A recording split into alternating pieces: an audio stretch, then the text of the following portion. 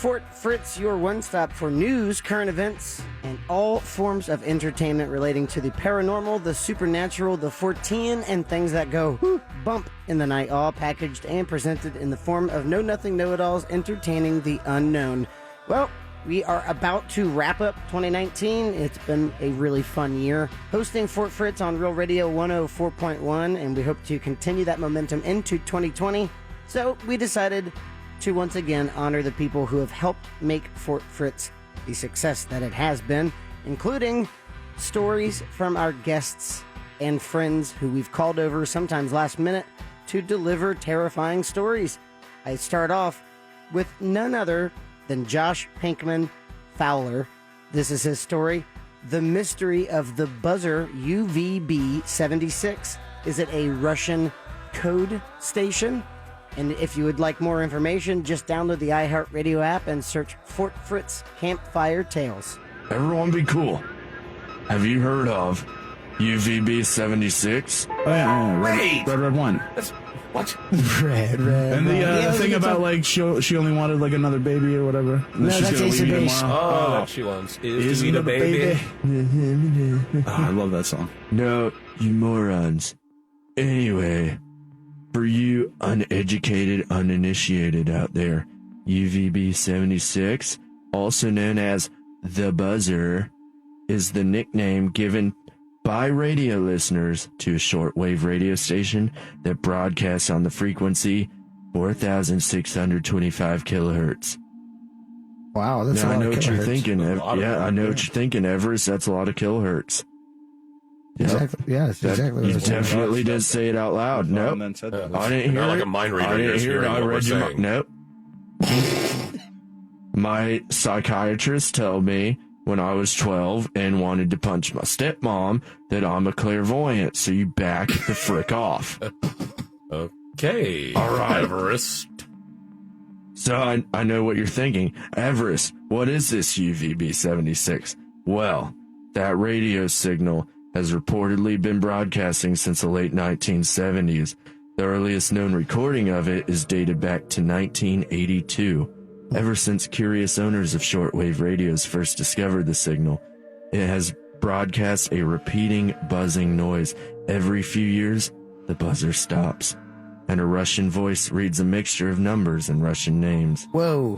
What? Really? I know. Crafty Russians are always doing something, aren't they? You know what's Creepy, crazy right? about those fingers in all world the pies. radios, too? With the super long antennas, you can pick up any AM band because they travel the farthest. I was looking at the specs for the house, and you do have one. Oh, Because I have a real is. estate license. If Angela's here, she could probably point out where it was, I but she's know. not here right now. Who's Angela? Is she hot?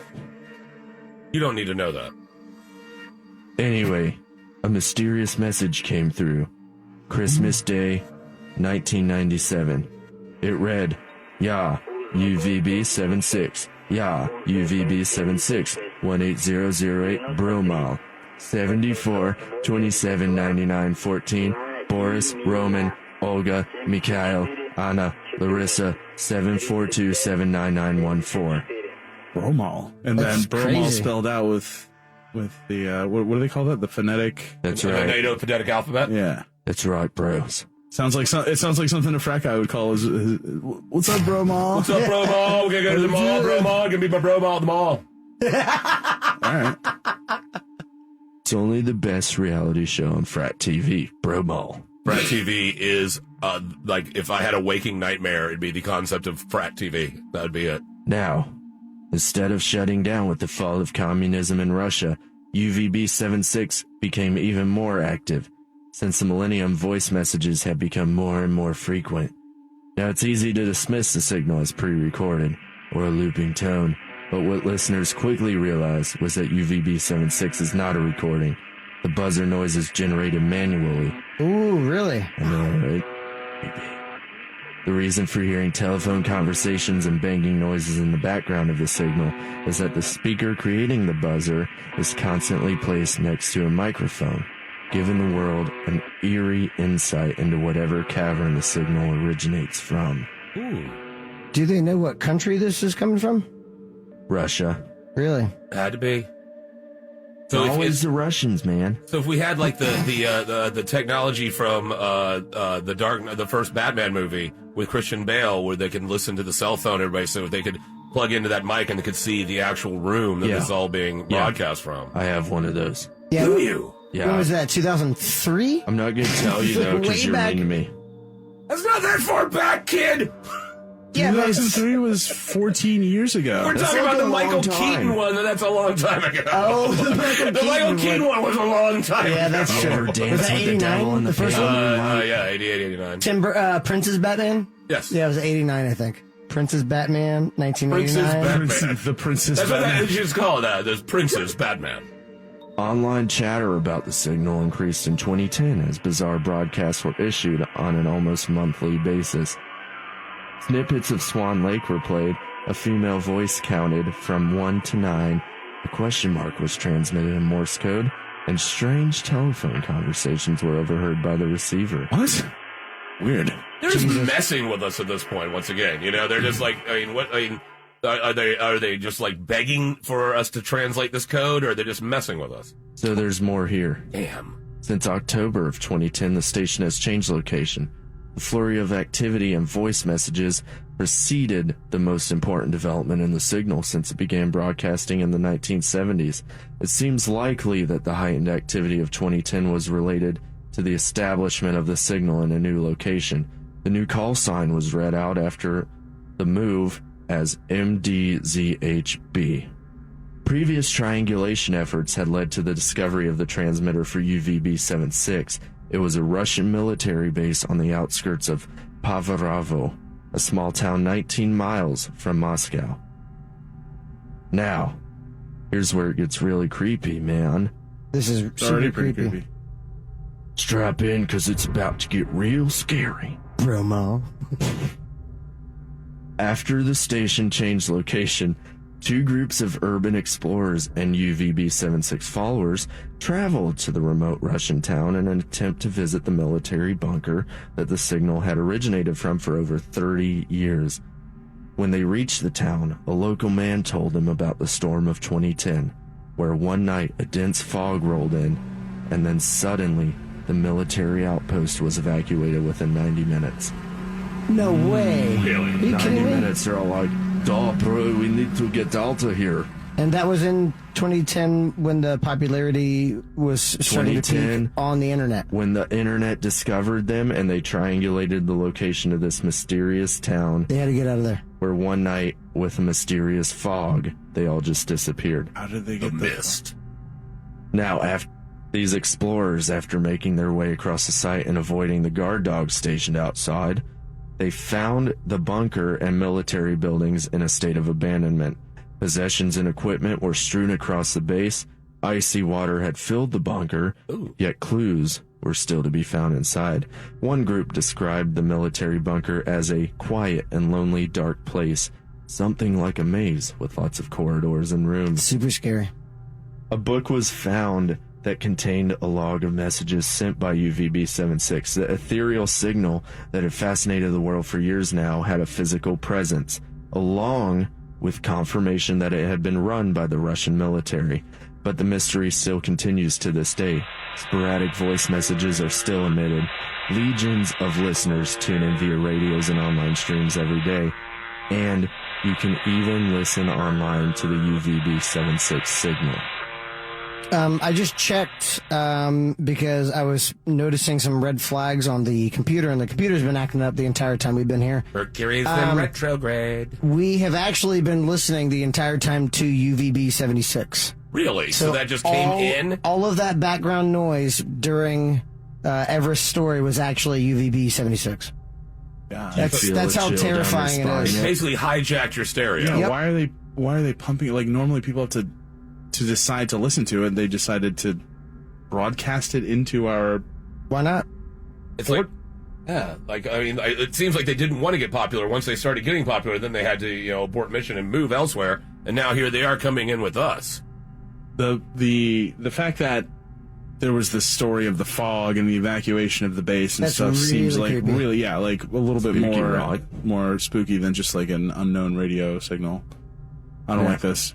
I'm not a fan I also of don't like that this guy came in here with this story. Like, who the f***? Like, Yeah, he just shows up as a realtor. It's like, by the way, I've got a story. Like, I kind of like him more that way. Fan, man. yeah, all right, fair enough. He probably had like something geared up. He thought he was going to get to So the spookier part has come. Damn, even spookier. done. All right. Listeners have tried to triangulate the new location of the new signal. Unlike before, it seems that the UVB-76 signal is now emanating from multiple transmitters across Russia. No way. It's getting more brazen. They've narrowed it down to 3 possible locations, but they haven't quite figured it out yet. Now, the purpose for this signal remains unknown. They think that maybe there's a quote-unquote official explanation where they try to use the signal to measure changes in the ionosphere, but people don't accept that as true because it seems far less sinister than what we'd like to believe it is. Now, the fan favorite conspiracy is that UVB-76 is the audible version of Russia's dead man switch system. You're familiar with the concept, yes? I am. I am not, no. So a dead man switch is basically, you know, you watch a movie and the guy's like, if you kill me, the bomb blows up because I have the switch in my hand and my hand will release the trigger. Basically like that, where if Russia is attacked by nuclear bombs at any moment, the signal ceases to exist, which triggers a counterstrike back at their attackers. Yeah, mutually assured destruction. Yep. That's what it is, meaning that, you're going to get us, but we're going to get you too. What's the final quote? The final That countdown the machine has in war games. The only way to win is to not play. Want to play a game? Now, of course, they say this is not the official purpose of the signal, but in reality, no one really knows. That's super spooky. Yeah. You're not allowed to give yourself your own outro trill. You're listening to Real Radio 104.1. Fort Fritz on Real Radio 104.1. Welcome back to Fort Fritz. Fritz here with you. We continue on with honoring and respecting the people who have made our show work and viable over the past several years. This one is from my brother Dirt McCoy. This was early on in the inception of Fort Fritz. This is his tale on Elisa Lamb, a student who went missing in California. Just download that iHeartRadio app and search Fort Fritz Campfire Tales. Here's the story of Elisa Lamb. Have you ever heard the story of Elisa Lamb? No. Elisa Lamb was a student who was traveling from Canada, and she was staying at the Cecil Hotel on Skid Row in Hollywood, and she was mysteriously found dead in the water tank on the roof of the building. What? How could you mysteriously be found What do you dead mean mysteriously? on the roof of a building in a water tank? Sounds like they solved the case. Yeah. That seems Woman very... dead, water tank. Move Open on. shut. That Well, seems very suspicious. The water tank was 2 stories high and had a concrete and steel lid, What? and she was found dead inside of it, and the lid was closed. Well, maybe she just liked the lift, bro. Maybe she just she hoisted that swole? lid off there and... Was she mad swole? The mysterious part of it is that after she was discovered, there was a surveillance video that was found in the hotel, of the hotel's surveillance cameras, and she was seen speaking to someone who was not visible in the video. What? Ooh. And getting into and out of elevators, arguing with an unseen entity, and then eventually agreeing to follow seemingly that entity out of the elevator. And then when the elevator door opens again, she's nowhere to be found. Did anyone notice that she was missing? Like, how long was she gone? Like, this happened all in one night and Her cops found her? her disappearance was like widely reported for 5 days before they ever found her body in the water tank. Ugh.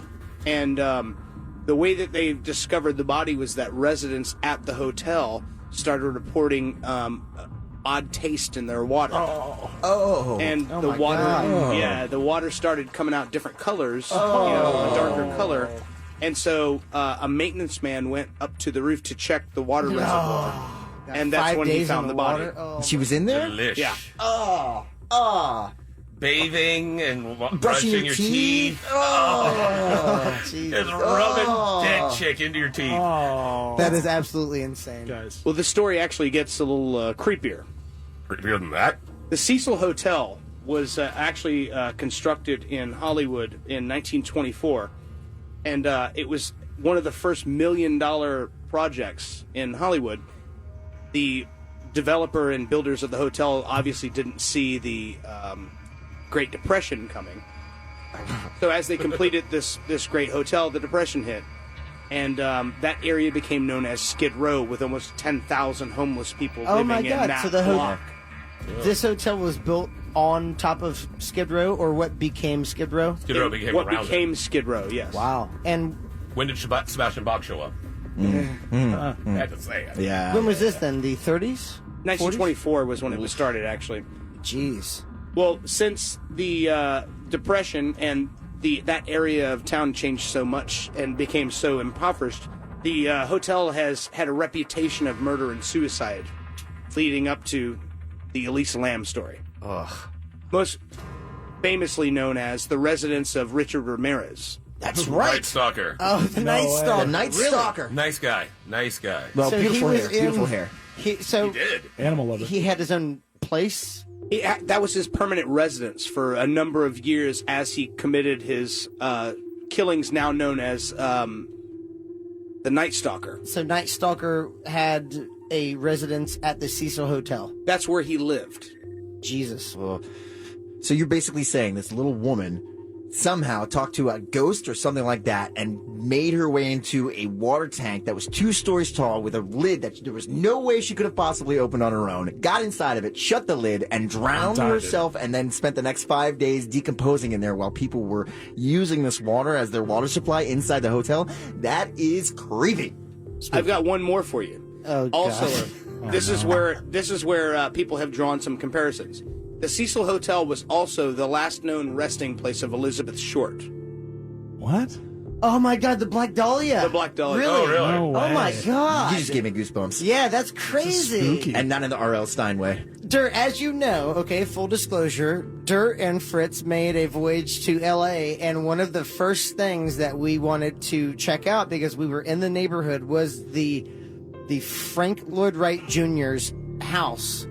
And it's the residence of the doctor that is widely presumed to have killed Elizabeth Short. That weird looking ziggurat type. Yes. So that was your right? first Oh. plan upon getting there.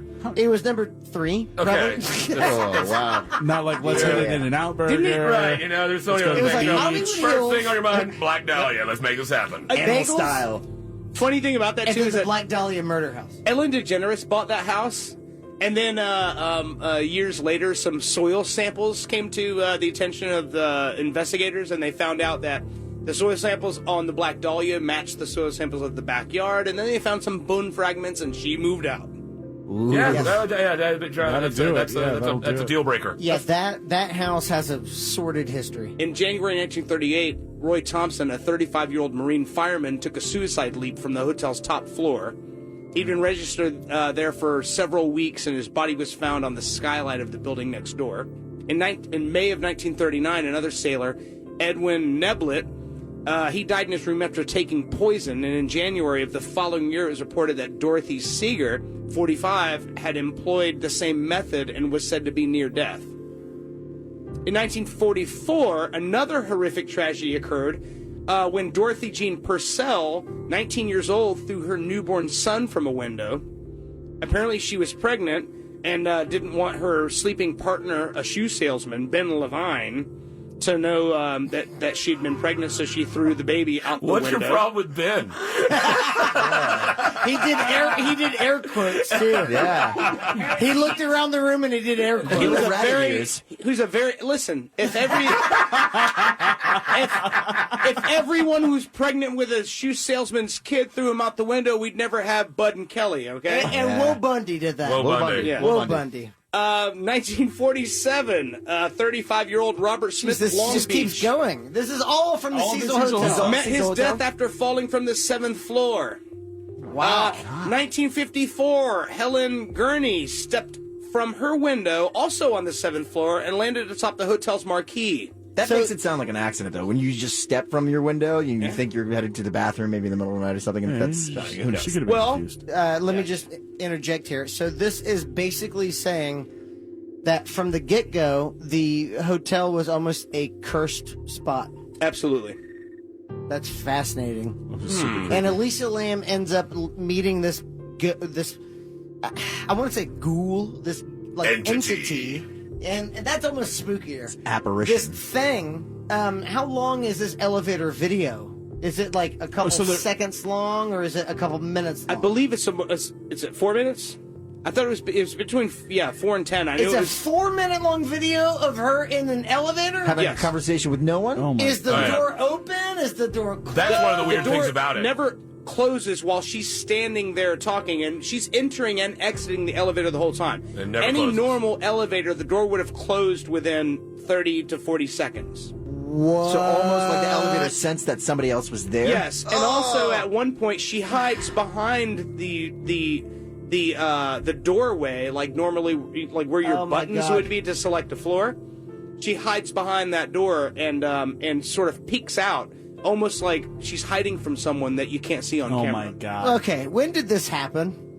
This was on February 19th of 2013 is when they found her. What? 2013. Okay. That's crazy. That's creepy. But let me just say this. Yeah? I can state right now that the paperwork of this house only goes back to 2012, which means I might have a water tank on the top of my house. Well, they said that the water was like slightly discolored and bad taste, and with your water, it'd have to be like a family of 6 lying in your tank right now. Yeah, that's- Family of 6 Yeah. guys. Something Also- large, like a bison. One more point is that when they found her in the tank, she was naked and her clothing was never found. But she wasn't naked in the video, though. No. What? Oh my God! You are listening to Real Radio 104.1. Sunford Fritz on Real Radio 104.1. Welcome back to Fort Fritz. Fritz here with you, pummeling through these stories from guests and friends of ours. This one's Nick Spry. He gives us the Dyatlov Pass incident, a very bizarre and strange story that happened in Russia. Was it UFO, nuclear bombs, an abominable Yeti? The world may never know. Download the iHeartRadio app and search Dyatlov, Dyatlov, Pass incident. You know, that kind of reminds me of a So scare the hell out of me. almost Nick an Spry. inexplainable story. Whoa. Yeah, the story of the Dyatlov Pass incident. Dyatlov Pass. Dyatlov. Dyatlov. Basketball player named Dyatlov Schrempf, I believe is who you're talking about. No, Dyatlov Oh. Pass. Talking about Igor Dyatlov. Okay. He was actually the leader of a skier-hiker expedition group during February of 1959 that was all mysteriously killed. So originally the trip was supposed to be a 14-day expedition to Otorten Mountain. It's about 10 miles north of where the incident actually happened. And the encampment that night where they stayed was on the slopes of the Kholat Sykyal. It's a Russian transliteration of the local Mensai. It's the indigenous people there, which literally means dead mountain. They had all been students together at a Polytechnic Institute. Well, most of them had been students together at a Polytechnic Institute in the Ural Mountains. And they had taken a train to Ival, which is on the outskirts of the northern Oblast province. And they then took a truck to Vizhai, which is the last inhabited settlement so far north of the Ural Mountains. And from there, they set out on foot to hike to Otorten on January 27th. And after one day on the 28th, a member of the group, Yuryudin, had to actually leave due to health circumstances. And the group stopped on the 31st. We know this because they loaded a cache full of supplies for the return trip, and then they started off into the slopes of the Kholat Sykyal on the 1st. But a storm came in, and it set in with ferocious temperatures averaging around negative 18 degrees Fahrenheit during the onset of the storm.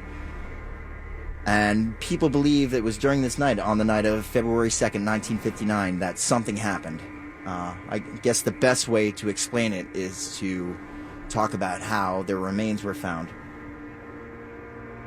Let me tell you about a little bit how the remains were found. So a few weeks later, after they had not returned to where they were supposed to, a group of volunteer students and professors from the university went out searching for them, and they were found, or at least their campsite was found 10 miles south of the Rotorton Mountain. These were semi-professional hikers. They were very experienced. They'd all been part of clubs and previous expeditions before. They were actually out on this expedition in order to qualify for the top ranking of skier hiker, which was considered a master of sports in Russia. So this was some kind of endurance test for Yes, them? basically they had to do, it was 60 Like a some winter odd miles. triathlon. Yes, well, not a triathlon, hiking and enduring, but there was different achievements that they'd have, like in camping on the slope of a mountain. Competitive camping.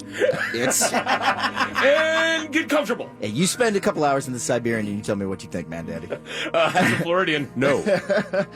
So, when their camp was actually found by this first group on the 26th, they came upon the tent, which was set up according to spec. They had made a floor of their skis. They had their tent was slightly... Cool. Yeah, well, they made a floor of their skis. They had taken off their boots. They had put all of their gear aside. The tent was slightly collapsed due to snow, but they had noticed that there was also a large cut in one of the sides of it. And later on, details became aware that the cut was actually made from the inside of the tent. And they know that from, like, the actual movement From of the doing- fiber from... Correct. They had looked under the fibers under microscopes and saw that evidence was that the force was pushing outwards as opposed to inwards on the fibers of the tent. Wow, CSI's been around a lot longer than I It thought. has been. Before text messaging, at least, right? Yeah. So then, from there, almost 9/10 of a mile away, in a clearing, or rather, a encampment of cedar trees, they found the first two bodies. A mile from the camp? It was about 9/10 of a mile, Okay. 0.93 miles away from the camp. Okay. And the first two bodies, those of Yuri Doroshenko, who was 21 years old, and Yuri Krivonyshenko, 23 years old. The two bodies were found next to an encampment of cedar trees. There was evidence that there had been a fire that had burned for roughly about 2 hours, and yet the people were not in any way prepared to be out in the elements. They were dressed only in their underwear, without shoes. Obviously they had matches since they were able to start a fire. So they must have known that they needed to get out of the tent. They left the tent with extreme haste, either out of fear or of danger, or it's never been explained. No one really knows why they left in such rush. It's fascinating. Fast enough that they did not bring any of their supplies with them. They were all still found in the tent. How were These they are dressed? experienced hikers, right? Yuri Doroshenko, he was wearing his underwear, his shirt. He had no shoes on, and there was evidence that at one time he had been wearing a vest given to him by Yuri Yudin, who left the trip earlier on. Okay. He died of hypothermia. Yuri Korevichenko also died of hypothermia, and he was wearing little more than that.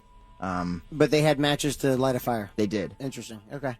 The firewood was obviously taken from one of the nearby cedar trees, but there was also evidence that they had climbed up 5 meters in one of the trees at such a frantic rate that it was splintered and there was bits of flesh left on the limbs, and there was also splinters left in their hands on the bodies they found. There was also evidence that someone had turned the bodies. There was a different type of rigor mortis that they found the lividity of the bodies had been flipped at one point. And no one can explain this. I mean, was it complete enough to account for any kind of animal activity where they're like scratchings, markings, bitings, things like that? They had no external wounds whatsoever. So the only wounds were from them climbing up the tree, so frankly, they're ripping out their own fingers. Correct. Correct. Wow. Of them clawing at a tree to get up it as fast as they could. Wow. Wow. And then about 300 meters away from this spot, from that group of trees, the third victim was found. And that was Igor Dyatlov, who the pass is named for this expedition. He was 23 years old. He was an engineering student at UPI. And he was dressed a little bit more prepared than them, but still without shoes. And he was found wearing Udin's vest that one of them had previously had. Okay.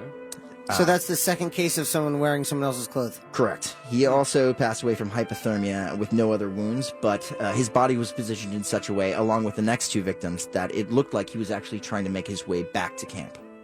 The fourth body which they found was 480 meters away from the tree lines, and that was of Zinadia Kolmogorova. She was 22 years old and known as Zina. We know this from the diaries that they kept, which we found inside the tent. She also died of hypothermia, and she was better dressed than the previous hikers, but still not adequately, and she had no footwear. She was also a radio engineering student at UPI. Next to her, at 480 meters as well, was the body of Rustem Slobodin. He was 23 years old, also known as Rustek. He had clothing on par with Zina, but still not adequate for the prolonged exposure to sub-zero temperatures. He was wearing a single felt boot on one of his feet. Interesting. Rocking the single boot in the snowstorm. It was also noted that Slobodan had abrasions on his face and arms. Self-inflicted? No one knows. There's no, report? There are reports, but a lot of the reports after the first group found the encampment and the first two bodies, it took another 2 months to find the rest of the victims of the incident, and the government got involved, and helicopters were sent out, and the army was enlisted in this. So they could figure out which way the knife was going to a tent, and they could figure out who hurt the guy. But it was kept quiet for about 50 years, and a lot of the information that has come now is redacted. So where things get really spooky is where the last 4 victims were found. They were about 75 meters further beyond those 3 bodies that were seemingly trying to make their way back to camp, and they had found their way into a ravine. They had even dug their way into 4 meters of snow to try and build a hollow out and reinforce it with cedar branches to try and create heat. But these victims, some of their clothing had radioactive isotopes found on them. What? And there was also the only instances of the victims dying not from causes other than hypothermia, violent deaths that were inexplicable. They were chalked up to quote-unquote compelling natural forces that were never explained. Like, we're talking wounds, we're broken talking bones, what are you talking? We're talking chest cave-in with the impact of something like a 30-plus mile-per-hour car crash with no other contusions on the body whatsoever. What? Or one of the victims, the youngest of the group, she was 20 years old. Her tongue was removed, and they found evidence that it happened while she was still alive. Oh! No way, dude. No, it's true. There's 7 people involved? How many people died? There was 9 victims of this incident. And they all died within Within 6 to 8 hours of the last time that they had eaten a meal. Probably that first group of people were the first ones, they had foresight to build a fire to try to keep warm. They had no clothing. So something maybe they could not go back to the camp? Yes, that's the real question, is what would make them leave their camp without any of their gear, without footwear. Only 3 of them were found with any evidence of footwear so fast that they wouldn't take anything they needed to survive along with them. There is a common effect of hypothermia where people remove their clothing, where they feel like they're actually burning up. Yes. Even though they know they need actual heat, they feel like they're burning up, and so removing the clothing is a common thing from hypothermia, but there's so much more. That's referred to as paradoxical undressing, and it's a malfunction of the hypothalamus. We opened for those guys in Tampa. Once the government was involved, there was a lot of speculation and controversy about a cover-up that had happened there, especially because one of the members of the group, he was 37 years old. It was Sasha, as he was referred to, Zolotaryov. He was a World War II veteran. He had it's suspected highly that he had been contracted by the KGB. He was an experienced hiker. He spoke 4 different languages. He had just been introduced to the entire group this one trip at the very last second. And when he was found, he had the most clothing on out of any victim. He had taken clothes from the other corpses. He had a camera on him, which was not on their inventory log, so no one knows why he had brought a secret camera along with him. And yet ran out of the encampment with making sure to grab this camera. He had a compass on him, he had maps, and money on him. They've got to make a movie about this. I mean, I want to see this movie. I mean, I totally want to see this. Okay, so you say the radioactive material. Yes. It was found on the brim of a sweater and a woman's jacket and someone's trousers. So this is when Russia was setting off a lot of large payload nuclear weapons, right? Yes, they were, like V-2 rockets and things like that. Were there any kind of secret tests going on around that time? There actually were secret tests going on. They weren't that secret because you know about them. Well, shut up. I've had about enough of you today. Some people suspect that around 50 miles away they were conducting V-2 rocket tests. And even after the government came in to clean up everything, there's some strange reports out. The helicopter pilot who was supposed to pilot out the corpses refused to transport them unless they were put into zinc-lined coffins, which zinc-lined, you would think normally lead-lined coffins, but zinc-lined coffins are protectant typically against biological warfare. Really? Yes. That is amazing. Yeah, I never knew that about zinc. You're listening to Real Radio 104.1. Fort Fritz on Real Radio 104.1. Welcome to Fort Fritz. Finally, I end with this mystifying story by our good friend Daniel Travis. It's White rain. What is white rain? Well, it's very, very strange indeed. Download the iHeartRadio app and search Fort Fritz Campfire Tales, or listen to a Prince album. I'm not going to tell you which one. Speaking of spontaneous rainstorms, have you guys heard about the phenomena where clear, almost white jelly substance rains from the sky mysteriously? No, that sounds awful. That sounds really sexual. It sounds Yeah, right. yeah, It sounds like it may be a good time or a horrible time. Like Depending upon tapioca? There's a few specific incidents of this happening. Some of the most famous ones occurred in a single town called Oakville in Washington, way out in the sticks. You guys probably never heard of Oakville. Not many people have. Yep, not offhand. There's only a population of about 684 people there. Wow. Yeah. That's tiny. Yeah. That is a super tiny place. My graduating class was bigger than that. That's like a parking lot. Sounds like a John Cougar Mellencamp song. You're not wrong. So, back in 1994 in Oakville, on a farm, one morning they woke up and they just found this clear, white, translucent jelly had rained from the sky and was all over their fields and grass and trees and stuff. And they had no explanation for it. People don't know what it is. They don't know where it came from. Nobody saw it actually raining. It was just there. And then... But could it come up? Yeah, it could have come up. But, it's on the tops of things. It's sort of, by all witnesses' accounts, it was on the tops of things. It's not really, Okay. If it was coming up, you'd expect to see it on roots and the underside of leaves and stuff. But this was True that. on the top of everything. And they tried forever to figure out what it was. And then a couple months go by, and it happens again. But this time somebody is actually there, and it's raining from the sky, and nobody can understand. There's never been an explanation for this. Was this something that they collected from the sky? They can actually quantify how much They did rain take fell? a sample. Oddly enough, the sample contained human DNA. Ooh, Get out of here. Are you kidding me? Really? Was there a scent to it or a viscosity? It just was a gel? Yeah, it was like a bleachy jelly, smell. liquidy gel material, Was it like human, like plasma? like just human DNA. Interesting. Yeah, there's all sorts of theories. There are instances of this happening.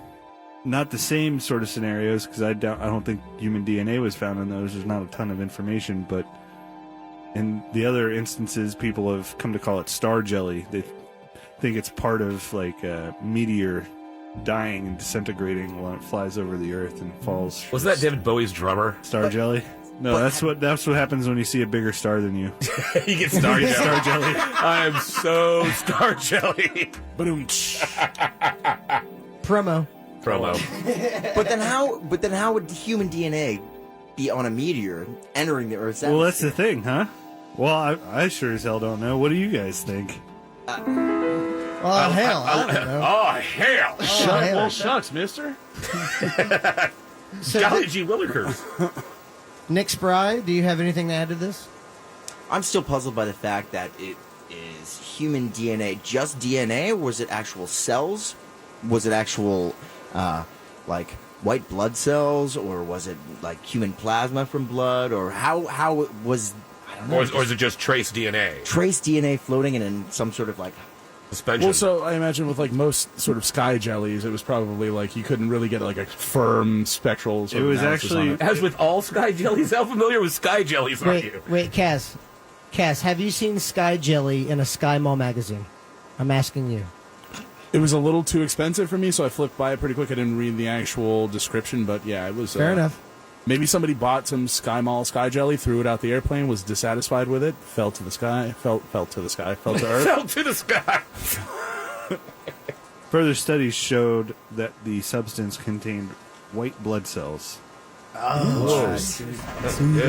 So That maybe there was like some type of mishap with the transportation of like blood or something like that. Like maybe they were like bringing, maybe a box of blood fell off like a plane somewhere or something in the sky. And Yeah, rained down. sure. What you mean, like in some airplane cast? Yeah. They're just like releasing white blood cells, and like someone's having like It's- a it's- Johnny Appleseed of the sky with human I've blood seen- cells. It's Passenger chemtrails with blood 57. cells. Okay. Boss, it happened again. I dropped the white blood cells at the back of the plane. Oh, hell, I told you not to do that the last time you done that. Oh, Make I've a done it. little Cabbage Patch dolls all over the place.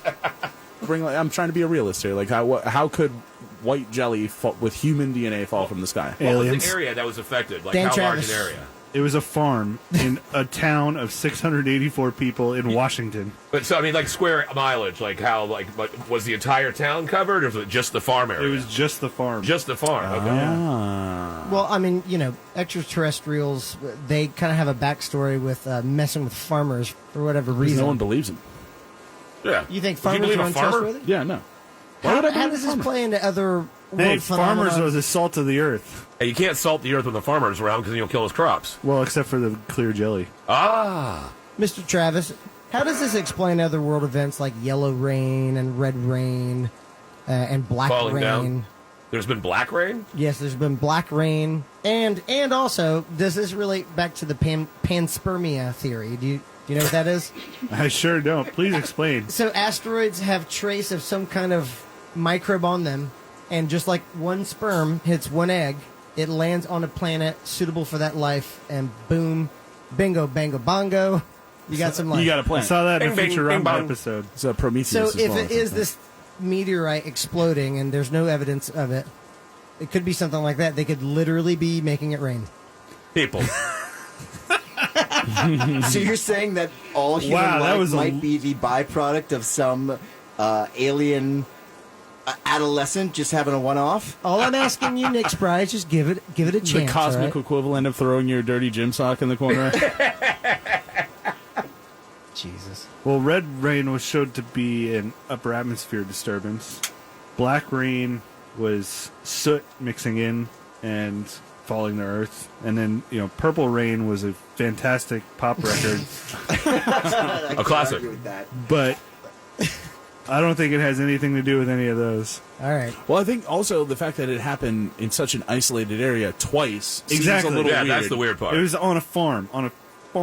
Like, it's not That that does big seem of an weird. area in a town of 684 people. That's so remote and so removed. That's definitely It true. doesn't make any sense. And it sounds pretty impossible to be a prank of any kind because who's going to get that much white blood cells to just go out and Yeah, frenzy white around and blood put it cells. everywhere? That's what makes it super weird too. Some weird Howard Hughes billionaire in the sky with This'll long mess with him. fingernails, just Bill Gates. dishing it out for all you kids. Bill Gates lives in Washington. I'm sure he likes to have fun every once in a Why while. wouldn't you? Just explode up.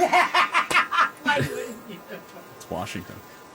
That was good. But it's weird because when you think about it, we could almost do a whole episode just talking about weird rain things that happen. There's been times where it actually has rained frogs, where it's rained fish, where Meat it's rain. rained. I've heard of the Kentucky meat rain. The Kentucky meat rain. We opened for those guys in Tampa. They're really nice guys. What was that, Kaz? Yeah, apparently some meat fell from the sky in Kentucky. I think it was maybe 19th century, pre 1900s, right before when it would have been able to be verified. But yeah, That's when all the cool stuff happened. exactly.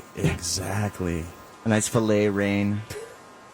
Top sirloin rain. If you're poor, you're just getting like a chuck eye rain. Tomahawk ribeye rain. That would hurt. Yeah, I'd be staying inside for that one. Yeah, yeah. Speaking of which, I'm starting to get a little creeped out by all this guca on the leaves out here. It's, Have you seen that? getting a I've been little- watching this, for the It's past getting a couple little minutes. messy. It's starting to build up here. It's starting to seep onto the veranda. What are we calling this? Guca? This goop. Dan Travis, were there any health implications from this rain? There aren't believed to be any. But Okay. So in theory, I could scoop some up from mint julep here. Yeah, well, and let's just put see it what I on. got. Hangify that up. I mean, we already know it's white blood cells. I wouldn't recommend it. Yeah. That'll just make you strong. Yeah, I mean, we could have a Superman thing going on here. Hey. Hey, supernatural. Ah. Well, there you go. Well, you don't want to have the love child of some alien. That's just I playing, don't think that's playing right. Hey, dice speak for with yourself. That sounds the kind of cool. evolution. This is a new level for me. We all saw Alien. I don't want any part of that. We hope you had a great, happy holiday season and a better 2020. Bungalower on the Bus is up next. You are listening to Real Radio 104.1. Until next time, pleasant dreams.